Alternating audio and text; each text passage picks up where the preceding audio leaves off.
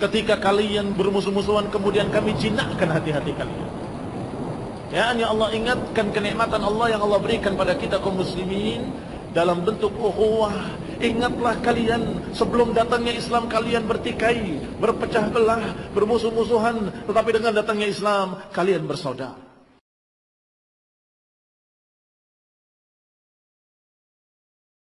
Ikhwani fi din, a'azakumullah. Sesungguhnya yang lebih penting adalah bagaimana pemikiran mereka dan di mana kesesatannya. Kalau kita sudah tahu prinsip-prinsipnya, maka siapapun dia, apakah kita tahu namanya atau nggak tahu namanya, kalau ternyata pembicaraannya dan pemikirannya sama dengan ini, berarti dia liberalis.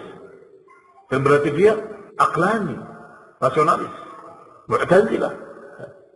Maka di antara prinsip-prinsip mereka saya ringkaskan. Yang pertama, dengan istilah mereka membuka pintu ijtihad.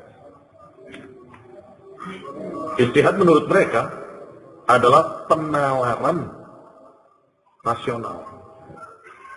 Ijtihad menurut mereka adalah memahami dengan akal. Bebaskan kaum muslimin untuk memahami dengan akalnya semua ayat dan hadis. Dan dengan semaunya. Ini khairan a'azakumullah. Sangat-sangat berbahaya.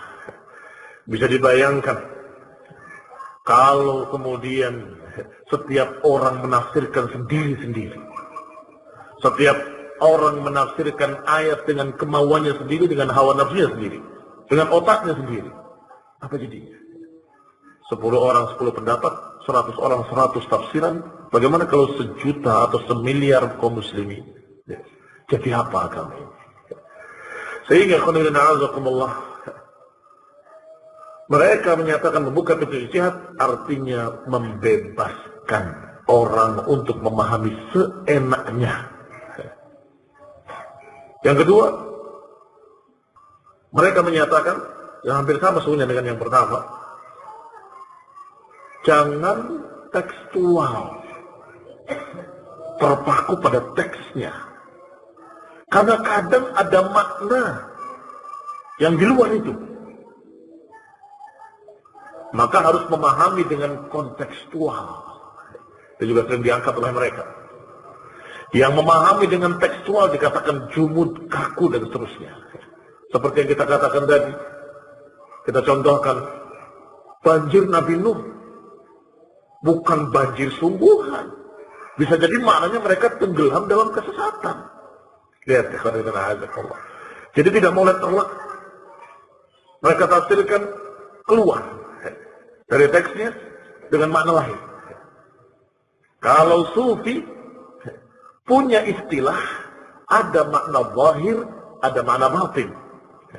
Makna zahir itu yang tersurat, makna batin itu yang tersirat, kata mereka. Ternyata aklaniyun, para rasionalis juga memiliki istilah seperti itu dengan istilah yang berbeda. Tapi semakna. Jangan terpaku dengan teksnya. Kadang ada maksud di luar itu, kata mereka. Maka kita harus cerdas. Harus berpikir dan mencari kemungkinan-kemungkinan lain. Akhirnya, mereka memiliki prinsip yang ketiga. Berkait dengan itu, berarti, kata mereka, kebenaran itu relatif. Mungkin kamu yang benar, mungkin juga orang lain yang benar. Sampai tafsiran tadi pun mereka akan katakan mungkin tafsir kamu yang benar, tafsir Ibnu Katsir salah.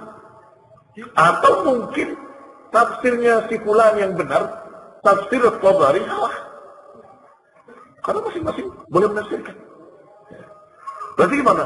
Ya silahkan kamu pahami menurut kamu. Wah, na'udzubillahi minadh dhalal. Dan ternyata tidak cukup pada penafsiran saja. Agama pun demikian. Jangan-jangan agama kita yang salah. Agama mereka yang benar. Ini yang dikatakan mereka dengan istilah plural. Jadi kekaburan beragama mereka istilahkan dengan relatif. Kebenaran itu relatif. terbuka. Siapa saja bisa benar. Makanya ucapan Muhammad Amin tadi, ternyata dikejutkan ketika melihat surga. Di sana ada Martin Luther, ada Bunda Teresa, ada Mahatma Gandhi. Itu otaknya dia berpikir, jangan-jangan mereka benar. Sehingga mereka, bagaimana kalau ternyata ketika kita bertemu Allah, ternyata di surga itu banyak mereka, masuk dalam semuanya. Gimana? Sebagaimana ada yang mirip dengan itu, tapi skupnya skup madhab. Tapi Rais menyatakan, nanti di surga akan baik-baikan semua. Kelompok ini, kelompok ini, kelompok itu. Itu khayalan. Karena nggak ada dalil. Khayalan. Jangan-jangan mereka semua masuk surga. Bahkan digambarkan dengan gambaran-gambaran yang lelucon. Astagfirullah. Nanti akan ketemu Nabi Muhammad dengan Nabi Isa dengan Gus Dur di surga. Loh, kamu di sini? Iya, saya di sini. Maaf ya, kemarin umat saya membakar masjid di Tolikara. Kata Nabi Muhammadnya, oh enggak apa-apa, umatku juga banyak membakar gereja. Terus Gus Dur nyeletuk sebagaimana biasanya. Kenapa nggak bikin saja gereja masjid? Jadi satu bangunan dipakai Jumatan kalau Jumat, dipakai misa kalau Ahad. Gitu aja kok repot. Astagfirullah.